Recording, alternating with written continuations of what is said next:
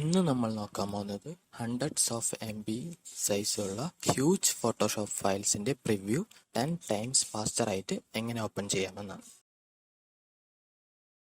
Photoshop ആദ്യം open ചെയ്ത ശേഷം ഫയലിൽ പോയി ഓപ്പൺ ക്ലിക്ക് ചെയ്യാം. PSD ഫയൽ അഥവാ ഫോട്ടോഷോപ്പ് ഫയൽ ഇരിക്കുന്ന സ്ഥലം ലൊക്കേറ്റ് ചെയ്ത ശേഷം നമുക്ക് നോർമലായിട്ട് ഓപ്പൺ ചെയ്യാം.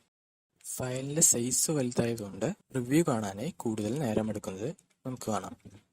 നോർമലായി ഒരു ഫോട്ടോഷോപ്പ് ഫയൽ ഓപ്പൺ ചെയ്യുന്ന വിധമാണ് ഇത്. ഇനി വളരെ കുറഞ്ഞ നേരം കൊണ്ട് ഫോട്ടോഷോപ്പ് ഫയലിന്റെ റിവ്യൂ എങ്ങനെ കാണാൻ സാധിക്കുന്നതെന്ന് നോക്കാം. ഇതിനായി ടാബ് സെക്ഷനിലെ ഫയൽ ക്ലിക്ക് ചെയ്ത ശേഷം ഓപ്പൺ ക്ലിക്ക് ചെയ്യാം.